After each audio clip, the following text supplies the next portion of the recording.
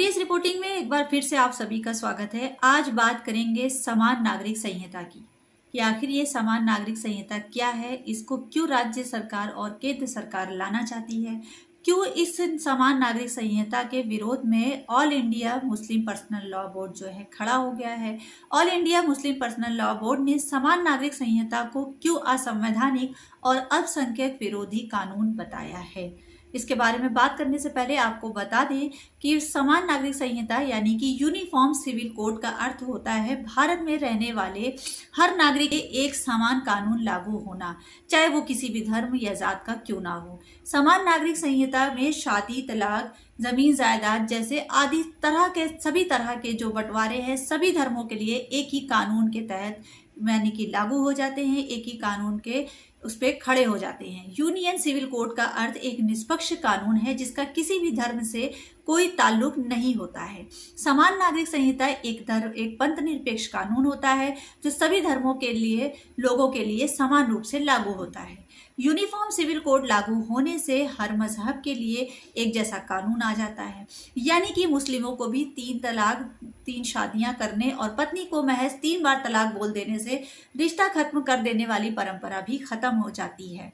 वर्तमान में हर देश जो है धर्म के लोग जो हैं इन मामलों का निपटारा अपने पर्सनल लॉ के अधीन करते हैं। फिलहाल मुस्लिम, ईसाई और पारसी समुदाय का पर्सनल लॉ है, जबकि हिंदू सिविल लॉ के तहत हिंदू, सिख, जैन और बौद्ध आते हैं। संविधान में समान नागरिक संहिता को लागू करना अनुच्छेद 44 के तहत राज्य की जिम्मेदारी बताया गया है, लेकिन ये आज तक देश में लागू नहीं हो पाया है। इसे लेकर एक बड़ी बहस भी चल रही है। अभी का हाल बता दें कि इस पर मुद्दा क्यों उठा हुआ है, वो ये कि इसे उत्तराखंड, उत्तर प्रदेश और केंद्र सरकार द्वारा लाया जा रहा है, इसकी मांग की जा रही है। इस कानून को AIMPLB ने सरकार से लागू करने की अपील की है। अब ज्यादातर लोगों का ये मानना है कि सरकार द्वारा महंगाई, अर्थव्यवस्था और बढ़ती बेरोजगारी से ध्यान हटाने का पूरा प्रयास किया जा रहा है। All India Muslim personal law board के महासचिव हजरत मौलाना खालिद सैफुल्लाह रहमानी ने कहा है कि भारत के संविधान ने देश के हर नागरिक को उसके धर्म के अनुसार जीने की इजाजत दी है और यह एक मौलिक अधिकार है। उसी अधिकार के तहत अल्पसंख्यकों और आदिवासी वर्गों के लिए उनके रीति रिवाजों, विश्वासों और परंपराओं के अनुसार अलग अलग कार्मिक कानून दिए गए हैं जो किसी भी तरह से संविधान में हस्तक्षेप नहीं करते हैं। आपको बता दें आगे कि बल्कि ये अल्पसंख्यक और बहुसंख्यक समुदाय के बीच अपनी विश्वासता बनाए रखने में मदद करता है। अतीत में कई आदिवासी विद्रोहों को समाप्त करने के लिए उनकी इस मांग को पूरा किया गया है कि वे सामाजिक जीवन में अपनी मान्यता और परंपराओं का पालन कर सकें। अब उत्तराखंड या उत्तर प्रदेश सरकार या केंद्र सरकार द्वारा समान नागरिक संहिता को अपनाना सिर्फ असामयिक बयानबाजी है और सभी जानते हैं कि इनका उद्देश्य बढ़ती महंगाई, गिरती अर्थव्यवस्था और बढ़ती बेरोजगारी जैसे मुद्दों से ध्यान भटकाना है।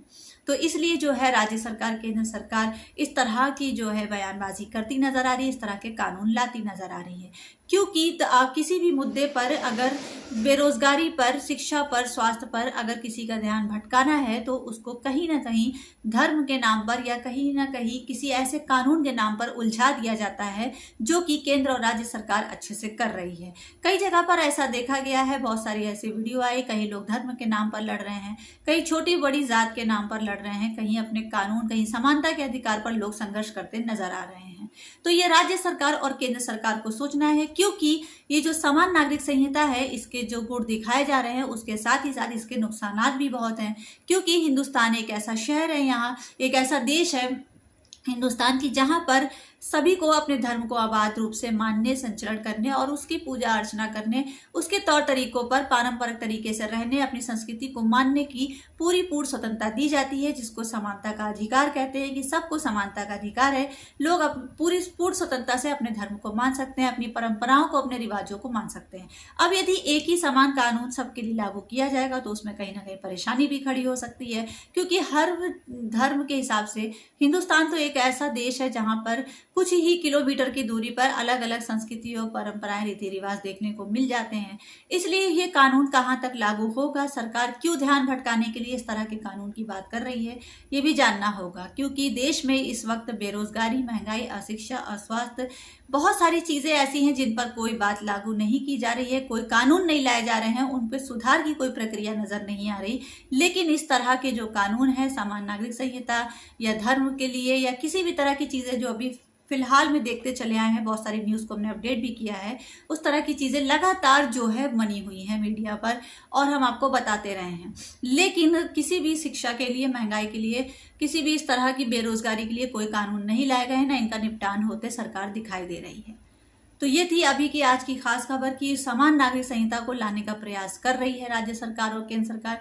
इसके लिए पर्सनल मुस्लिम लॉ बोर्ड जो है कहाँ तक संघर्षरत रहेगा, क्या इसके लिए बोलेगा, क्या करेगा, या कहाँ तक जो है पब्लिक इसको सपोर्ट करेगी, ये आने वाली खबरों के साथ ही आपको अपडेट करते रहेंगे। अभी के लिए बस इतना ही। जाने से पहले ये कहना चाहते हैं कि MDS रिपोर्टिंग के इस पेज को ज़्यादा से ज़्यादा सब्सक्राइब करिए, ज़्यादा से ज़्यादा इसे शेयर करके कमेंट्स बॉक्स में ज़रूर बताया करिए कि आपको हमारी खबरें कैसी लगती हैं। मिलते हैं फिर अगली खबरों के साथ। जय हिंद, जय भारत।